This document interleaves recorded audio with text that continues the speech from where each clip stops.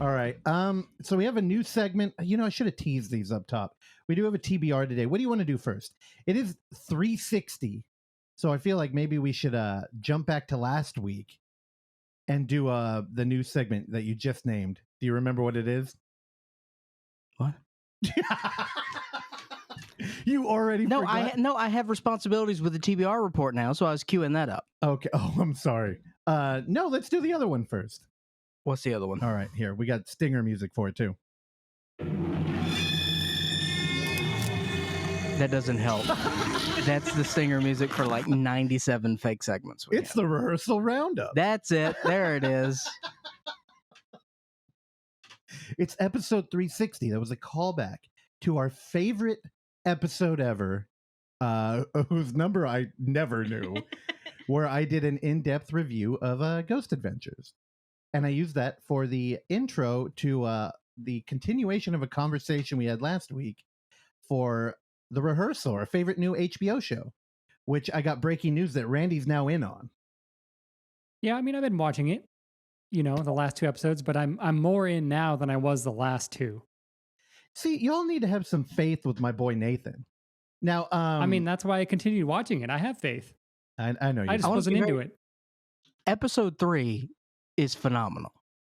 Now, how do we want to do this? Because we didn't even talk about episode 2, and I don't want to linger here. We talked a little bit of episode 2, so I got a little bit of update. So we'll talk about what's happening so far. So, episode 1, we had a man who has the strangest name I've ever heard from a gentleman. Core Skeet is this man's name, and as we established, Core Skeet has painted on hair, and he had an education situation. From my perspective, I struggled with episode 1. It was the longest episode we've had, and the least amount of things happened. The biggest thing that happened is that they were able to recreate a bar atom by atom. Wait, episode 360, we're looking back, and I think it's super clear now that they were really setting up this like in-world camera faux reality narrative. Yeah. And that was, thinking about like why start here? Just the level that they went to recreate that bar, it kind of sets you up for the rest of the show. 100%. They'll go to extreme distances to make a correct faux reality. But it concluded in episode 1, and I didn't know where we were going to go. Totally. Because we had nothing else to do. I'm like, okay, well, that's where I can put my hopes on, is just the unknown. And hopefully we can build on a more... I didn't want this to be a different thing every week. I get you. And the fact that now we're building a narrative that is going to carry us for several episodes at least, and also he's bringing back stuff from episode 1, I just want something that... And he's certainly building. Oh, yeah. He's the king of, like, multiple layers of reality TV. Like Nathan For You, like we've been rewatching that show. I think he's up there with Sacha Baron Cohen in like, and Jackass of like creating. Oh yeah. Actually, honestly, I think he might be better than both of them. Or, Jamie Kennedy. Yeah. And again, this is going to feel Nothing? a little. All right. Thank you. You really took that? Well, here's the thing with Jamie Kennedy. God, we got to have Justin on here. I'm not going to tell a story. Anyway, at Monsterpalooza, the last one, they did their closing party and Jamie Kennedy was there hosting it. And I heard he was trashed, and he got on stage and was like, "Hey, do y'all remember me from my show?" He's like, "Please don't Google that. I'd be canceled if anybody remembered it."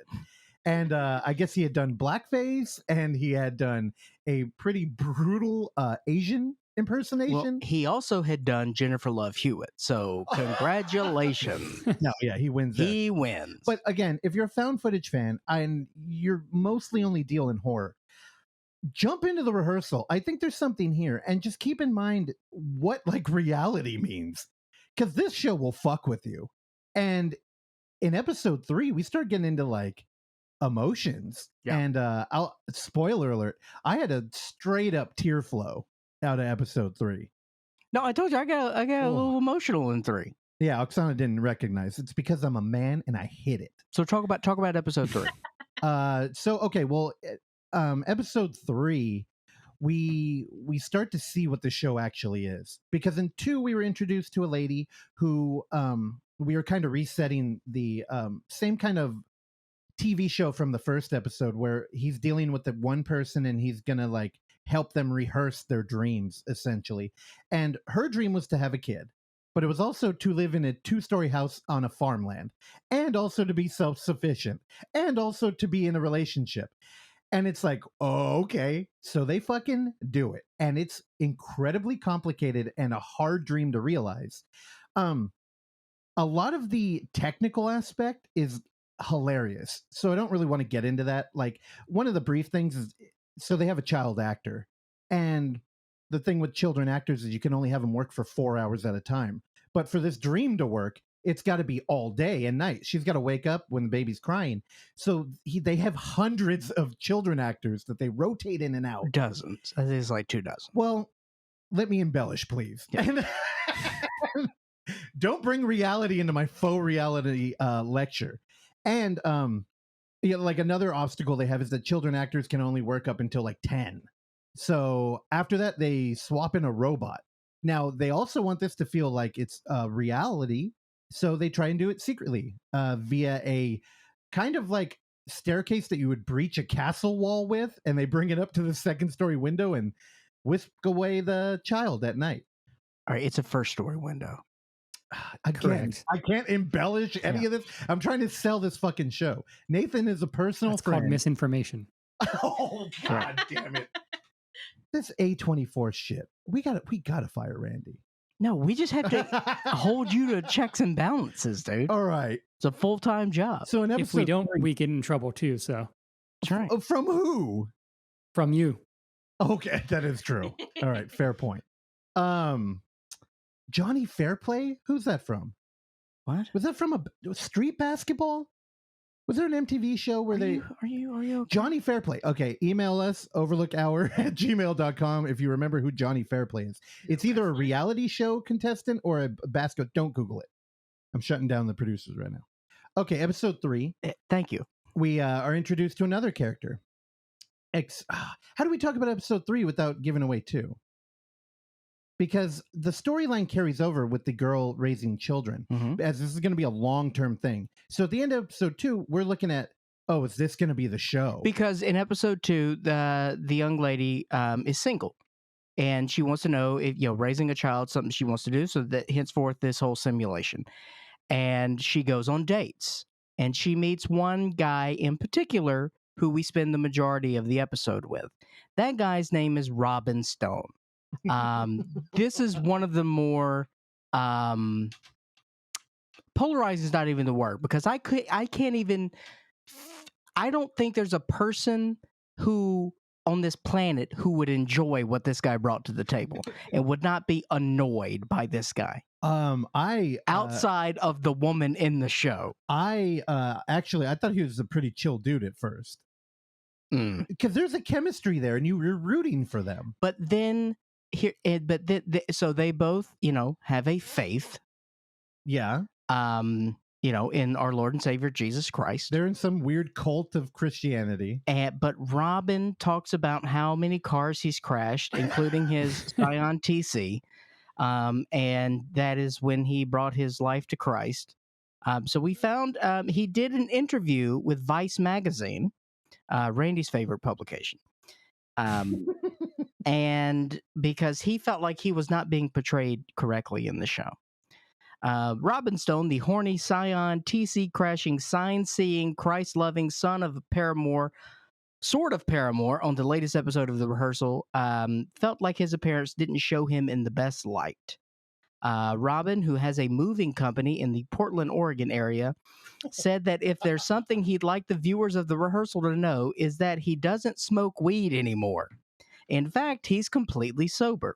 He also doesn't think that what people saw of him in The Rehearsal, an absurd social experiment moonlighting as a reality show in which Fielder meticulously rehearses anxiety, including moments in people's lives, actually show the kind of person he is.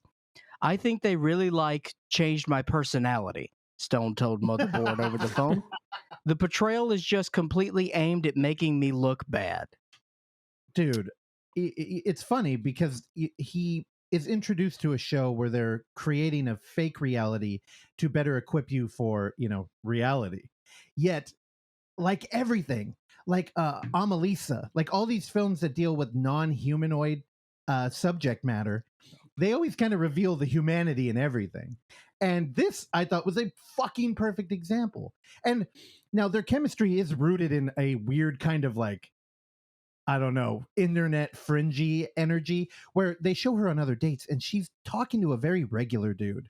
And they're out at like what looks like a Costco kind of food court, but it's outdoors. And they're sitting there and she's talking about the Dead Sea Scrolls. Yeah. And he's just like, what the fuck? But this dude came in and's like, yeah, I crashed my car going over 100, but I ended up standing straight up and God was there and I saw a 888. It's rebirth. Stone says that he is a strong believer in Christ, a belief that has only grown with the multiple vehicular accidents he's gotten into. On top of crashing his Scion TC at 100 miles per hour, something he repeatedly references in the show, he also had a brush with death when he was involved in an ATV accident. I even saw the white light, he said. I was ascending, going into heaven, and God pulled me out. Dude, he's a fucking character. And when you first meet him, he seems like a nice dude, a little wacky, but it's like, well, he probably was on a bad course in life and corrected it. Yeah. And then you get to hang out with him and you realize he's a scumbag. Celibacy is not a thing he gives a shit about. He's actually going to be part of the show because he thinks he can break her commitment to, waiting till after marriage. Then you get to meet his roommate, which seems like a pretty chill dude. Oh, they get into a fucking fight too. Like we have a camera peeking around a corner and they're What's good? What's good? Step to me. Yeah. Get it, come here. And it's like, what the fuck? Then, you get a brief like, hey man, what happened? Why were you guys fighting? He's like, he just didn't want to hear the truth. Then his car doesn't have any license plates on it. Dude. Was so good. He's a fucking character. And one thing, if I could only sell you on one thing on this show, they're digging up all of these great salt of the earth people. Oh yeah, every fucking character on here. Because the character and what's the guy's name in episode 3? I don't know. Your favorite? Yeah, I don't know. That guy is his own. I mean, he's a character too, man. Completely different from Robin. But so the storyline in episode 3 is that we're still dealing with the lady in the house with the children, who also now we learn that she does not celebrate Halloween because it's the devil's birthday or whatever she says, and that Google is Satanist. But Nathan's still working another side angle, so he's still doing rehearsals for other people, which includes this gentleman who shows up in one of the new Jeep trucks. Which looks very nice. And his storyline is that he needs to talk to his brother about getting his inheritance from his grandfather. And the reason why the inheritance will not be handed over to him is because the executor of the will is this gentleman's brother.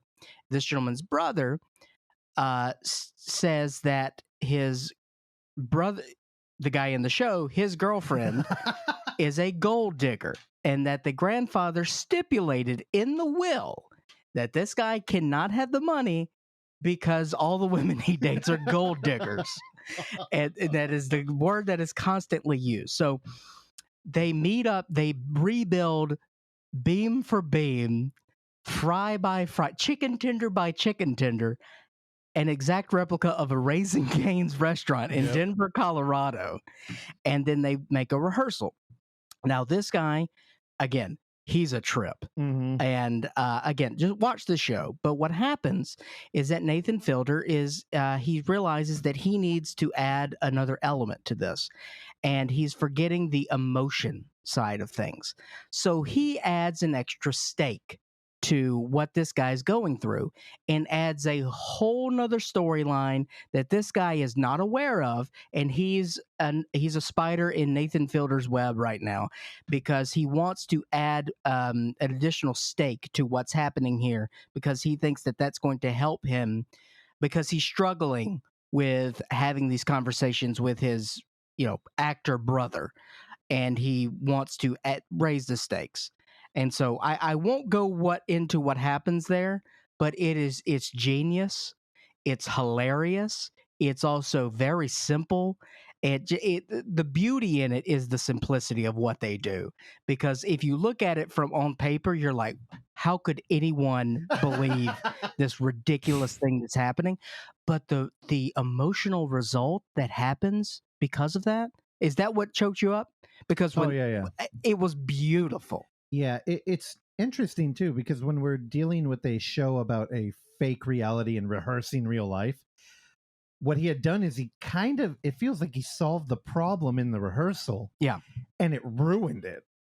And I don't know, man, just the like emotional reaction you get out of this guy, it like fucking, it got me. Randy, any emotion out of you during this episode? No.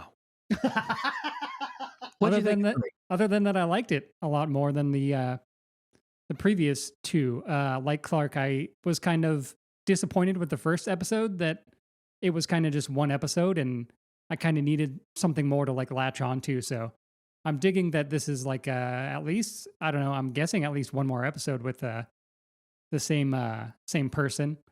But yeah, no, it's I like how much more like surreal and weirder it's getting, and the more they kind of like pull back the cameras to like show the like timer for like how long the kids can act. Like that was very, I don't know, I Yeah. just like all that stuff, and it's almost starting to feel like a Spike Jonze, Charlie Kaufman movie or something. Yeah. Ooh. Well, I think they are. Now, here's my theory. Again, we're only 3 episodes in, but I think they're kind of unraveling how people get locked up in a like internet bubble. Like, say you got into QAnon, and they're kind of showing how you can like craft your own reality. Because one of the things we didn't mention is that this girl just couldn't find a date, but she needed some help. So Nathan was like, hey, maybe there's an opportunity here and I can do it. He's like, we could be in a strictly platonic relationship and I'll live in the house with you and help raise this kid. Yeah. And he's now participating in this thing. So his job of crafting the show affects his also faux real life of raising this fake kid with this girl who's also a part of the show. And they go to lengths. There's one thing, I'll end on this. He talks about how they deal with the kid aging, because every week they take giant leaps in the kid aging. But he's supposed to age too. And the farm should be growing crops. Yeah. So the way they deal with the farm is that they go to a store, they go to Safeway, and they plug in carrots in the ground, and then they harvest In the them middle of the night. in the middle of the night because it has to feel real. But the way they deal with him aging, it freaked me out in a way that I've been thinking about. And he's like, I could not even attempt to get his cadence down. He's got some monotone, hilarious approach, but he talks about how you have to go to extreme lengths, and that you've really gone there when you replace all the mirrors in the house with digital mirrors that use face masking technology to age you. And there's one shot at the end of episode 3 where he's looking in a mirror, but he looks old. But he's turning around and it matches. There's no lag or anything. Man, it really freaked me out. Because think now, on this show, I always talk about mirrors representing duality, and this is episode 360. And when you have a character looking in the mirror, that usually is a visual way to show that they're reflecting and they're kind of taking everything in. But when you're looking at a fake representation of yourself, it almost it like distorts that, and it makes it like you're thinking about shit, but your footing is wrong. Yeah. Or you have like the wrong perspective, or it's like you've been listening to the show and taking notes on what I'm saying, and there's no producers to correct every other word. So you're getting a distorted reality. And it freaked me out, man. I don't know. I highly recommend this. I know we spent a lot of time on it. Get ready, because I do want to reflect on every episode of the show. I promise we'll keep it shorter next time, though. It's on HBO Max. Watch it. It's a great show. Just stick with it. This is a show that you cannot have your phone out during, though, because everything it's a fucking 10-pound show in an 8-pound bag, and if you're not paying attention to every aspect of it, you're gonna miss something. All right, The Rehearsal. 5 stars.